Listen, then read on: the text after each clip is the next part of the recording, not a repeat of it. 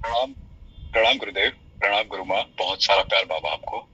बाबा आपको एक बात बता रही है जो कि कल मुझे मेरे साथ हुई और आज भी हो रही है। और वो ये हो रही है बाबा की एक बहुत ही अच्छी सी महक, बहुत ही अच्छी सी एक सुगंध जो मुझे तो आप ही की लगती है। वो बाबा मुझे आ रही है। कल मेरे साथ में मेरा एक कजन भी था, तो उसने भी इस चीज को महसूस किया। फिर मैं थोड़ी देर शांत बैठा और मतलब भूल गई कि मैं फिर से गुरुदेव है जो हमारे साथ है, और मैं फिर से याद आया, फिर से आई, अभी भी आ रही है बाबा। तो बाबा ये क्या रहस्य है बाबा, या जो मुझे लग रहा है, या जो हमारा कनेक्शन है बाबा, ये उसी से रिलेटेड कुछ है? बस आपको बताना था बाबा। ये बहुत अच्छी खुशबू है एंड आई लव यू बाबा। और धन्यवाद बाबा, आपका बहुत बहुत धन्यवाद मार्गदर्शन के लिए। And I am really sorry Baba, आपको परेशान करता हूँ उसके लिए भी। I love you Baba. प्रणाम गुरुदेव। प्रणाम गुरुजी। गुरुजी, जब हिमाचल शक्तिपात साधना शिविर में हम कुल्लू में थे, तो शक्तिपात के बाद दूसरे दिन जब मैं नहाने के लिए जा रहा था, तो मुझे ऐसा लगा कि मेरी जो बनियान है उसमें से आपकी खुशबू आ रही है। और मैंने फिर साहू जी को भी दिखाया ऐसे कि मुझे लग रहा है कि गुरु जी की खुशबू आ रही है, तो उन्होंने बोला कि हाँ, मुझे भी लग रहा है उसमें से। फिर गुरुजी, अभी अभी मुझे ऐसा लग रहा है कि मेरी जो माला है उसमें उससे भी आपकी खुशबू आ रही है।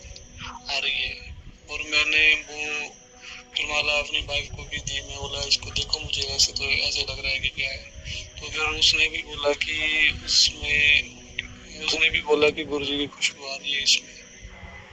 और गुरुजी, जब मैं एक दिन मौन बैठा, तो आप मौन में फिर मेरे को आप दिखाई दिए। गुरुजी, मुझे अभी ये नहीं समझ में आ रहा है, ये सही में हो रहा है ऐसे या क्या हो रहा है, मुझे समझ में नहीं आ रहा है। तो कृपया मार्गदर्शन करें। प्रणाम गुरुजी।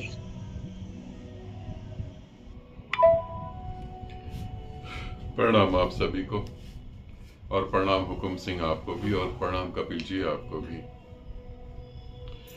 हमें कोई ऐसी खुशबू आ रही है, और जो हमें आ रही है, क्या ये सच है, ये भ्रम है, ये धोखा है?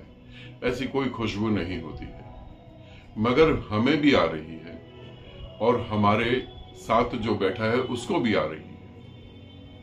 हुकुम सिंह को भी आ रही है, साहू को भी आ रही है, उसकी वाइफ को भी आ रही है, कपिल को भी आ रही है, और कपिल के दोस्त को भी आ रही है। और यहां मैं कहना चाहूंगा कि जिन जिन साधकों को रुद्राक्ष में से खुशबू आ रही है, जिन जिन साधकों को सन्यास की माला से खुशबू आ रही है, वो कमेंट जरूर करें कि हाँ, हमें भी खुशबू आ रही है।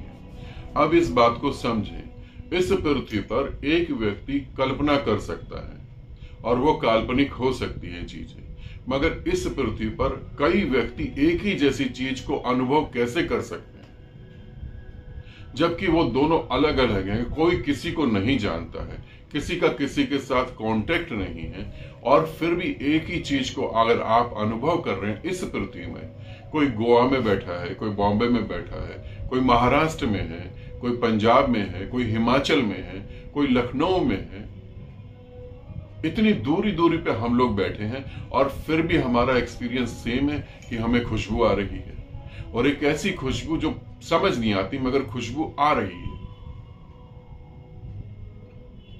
तो ये एकदम सत्य है। पहले तो ये समझे कि ये सत्य है। एक ही जैसी कल्पना बहुत सारे लोग नहीं कर सकते हैं, जब तक कि वो एक दूसरे के कांटेक्ट में नहीं हो।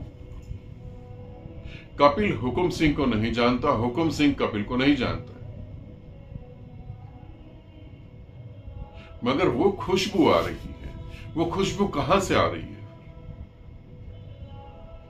फिर गुरु को गले लगाने से, गुरु के गले मिलने से तुम्हारे कपड़ों में खुशबू आ जाए, तुम्हारा भीतर कण महकने लगे। अब ये बात समझ नहीं आ रही, ये बात समझ नहीं आएगी। एक शब्द है कस्तूरी। कस्तूरी जब महकती है तो उस हिरण को नहीं पता लगता, बाकी सारी दुनिया को पता लगने लगता है। अब हम जब गुरु से मिलते हैं, जब हम जीवित गुरु से मिलते हैं और गहरी साधना में उतरते हैं, और जैसे जैसे हम गुरु से मिलते हैं और गहरी साधना में उतरते हैं तो वहां एक चीज प्रकट होती है जो समझ से बहुत दूर है। जब हम साधना में उतरते हैं तो धीरे धीरे हम मौन में उतरते हैं, धीरे धीरे हम शून्य में उतरते हैं। गुरु का शून्य और हमारा शून्य एक हो जाता है। हम गुरु के साथ एकदम कनेक्ट हो जाते हैं और जैसी हम गुरु के साथ कनेक्ट होते हैं वैसी वो खुशबू पैदा होती है, वो खुशबू आने लगती है। परमात्मा का स्वाद होता है, हम परमात्मा को टेस्ट से महसूस कर सकते हैं। परमात्मा का परफ्यूम होता है, हम परमात्मा को खुशबू रूप में जान सकते हैं। परमात्मा का साउंड होता है, हम उसको साउंड के रूप में जान सकते हैं।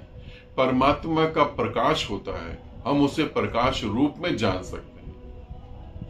परमात्मा की छूने की क्षमता होती है, हम अगर ज्यादा संवेदनशील हो जाएं तो हम परमात्मा को छू सकते हैं, हम वो टच महसूस कर सकते हैं। हमारी 5 इंद्रियां हैं, इन 5 इंद्रियों से हम उस निराकार परमात्मा को, उस परम सत्य को, उस परम गुरु को जान सकते हैं जो बह रहा है। हम उस सतगुरु को जान सकते हैं जो इस समय बह रहा है। तो अगर ये घट रहा है तो गुरुदेव क्या ये हमारा प्रेम संबंध है? हाँ बिल्कुल, ये हमारा प्रेम संबंध है। कपिल ने पूछा क्या यह हमारा संबंध है? हाँ बिल्कुल कपिल, मगर हम इसे कैसे और मजबूत करें, कैसे और ज्यादा बढ़ाएं? क्योंकि यहां तुम्हारा एक कदम प्रेम की तरफ बढ़ेगा, 10 कदम संदेह की तरफ बढ़ेंगे। अब यात्रा तुम्हारी है, तुम संदेह में भी जा सकते हो कि अरे सदगुरु तो ऐसा होता है ना, सदगुरु तो वैसा होता है, सदगुरु किसी से मिलता ही नहीं, पता नहीं क्या क्या व्याख्या है। मगर जब परमात्मा इस पृथ्वी पर आएगा तो वो किसी से नहीं मिल, किसी से मैच नहीं करेगा, वो अलग ही होगा, बिल्कुल वो निराला होगा, बिल्कुल निराला, किसी से मेलजोल नहीं होगा उसका। ध्यान रखना, जब भी इस पृथ्वी पर किसी शरीर में परमात्मा उतरता है तो वो सबसे अलग हो जाता है। ना तो तुम उसे ग्रंथों से जोड़ सकते हो, ना अपनी मान्यताओं से जोड़ सकते हो। और फिर जहां लोग सोचते हैं कि यार ये तो जन्मों जन्मों की तपस्या है, ये तो किसी अवतार का काम होता है, तुम देखते हो कि छोटी सी साधना से तुम्हारे भीतर वो फूल खिलता है, तुम्हारी आत्मा खिलने लगती है, तो उसकी वो खुशबू है। फिर खड़क सिंह ने पूछा कि आप आए, ये मुझे समझ नहीं आ रहा, हम परमात्मा को कहां से समझेंगे? खड़क सिंह, हुकुम सिंह, हम परमात्मा को कहां से समझेंगे? हुकुम सिंह, हम समझ नहीं सकते। समझ के कारण तो हम परमात्मा के साथ एक नहीं हो पा रहे। बीच बीच में जाग जाती है समझ। समझ का मतलब ही अहंकार है। हम उसे कैसे समझ पाएंगे जबकि हमारा अहंकार का अस्तित्व तो मात्र कल्पना मात्र है, सत्य तो वो है। क्या अंधकार भी कभी सूर्य को जान सकता है? अंधकार सूर्य को कभी नहीं जान सकता। हम परमात्मा हो सकते हैं, परमात्मा को जान नहीं सकते। हम रहस्य का हिस्सा हो सकते हैं, हम प्रेम का हिस्सा हो सकते हैं, प्रेम को समझ नहीं सकते। रहस्य को समझा नहीं जा सकता, जिसको समझा जा सकता वो रहस्य होता ही नहीं। तो तुमने पूछा क्या ये हमारा प्रेम संबंध है? हाँ बिल्कुल, ये मेरा और तुम्हारा प्रेम संबंध है, उसी के कारण ये सब हो रहा है। अब तुम इसको बढ़ाना चाहो तो तुम बढ़ाओ, और ना बढ़ाना चाहो तो ना बढ़ाओ, तुम्हारी मर्जी है। क्योंकि तुम्हारे पास 2 मार्ग हैं, संदेह से भरा हुआ मार्ग और समर्पण से भरा हुआ मार्ग। तुम जिस पे मर्जी चलो, क्योंकि मेरा काम तो इतना हो गया। जब मैं तुम्हें गले लगाता हूं तो तुम यूं समझो, जब मैं तुम्हें अपनी बाहों में भरता हूं तो एक क्षण के लिए तो तुम्हारे विचार एकदम रुक जाते हैं। तुम हजारों लोगों से गले मिल लो, मगर बार बार क्यों इच्छा होती है गले मिलने की? एक साधक से मैंने पूछा, वो बार बार मतलब कि 4-5 घंटे का भी शिविर हो तो 4-5 घंटे में 15-20 बार गले मिल ले, घर भी आए तो भी गले मिल ले, बैठे बैठे फिर गले मिल ले। मैंने कहा क्या करते हो तुम, एक बार गले मिल लिया, एक बार चरण छू लिए, बस हो गया। उन्होंने कहा कि नहीं गुरुदेव, जब जब गले मिलता हूं तो कुछ अलग महसूस होता है, अपना अस्तित्व ऐसा लगता है ही नहीं।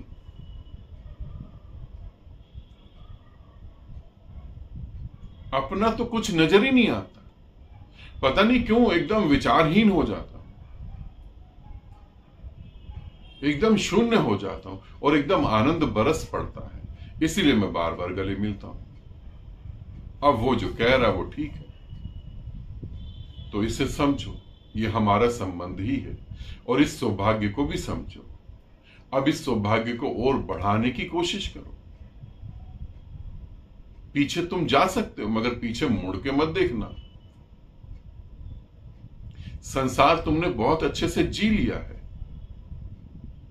अब वापस संसार में न चले जाना,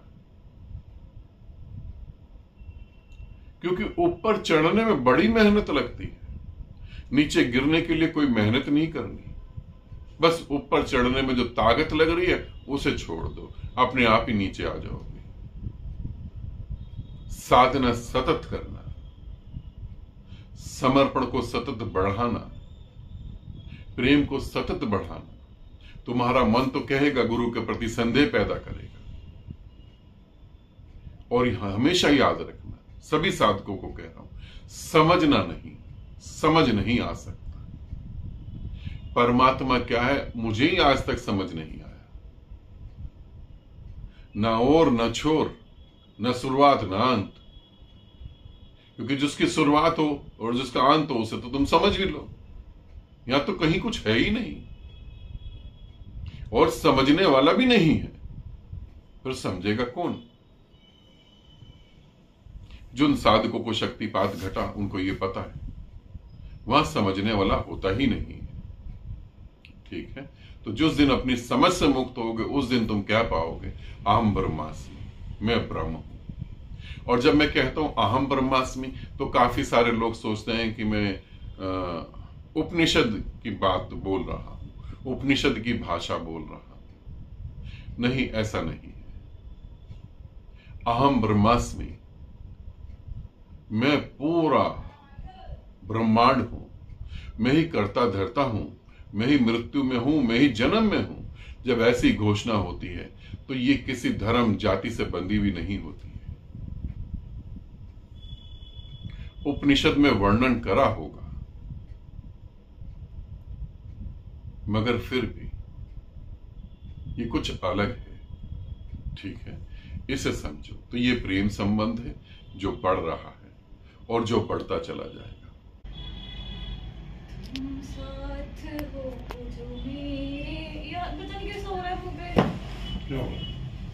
तुम साथ हो जो मेरे, किस चीज की कमी है, किसी और चीज की अब दरकार ही नहीं है।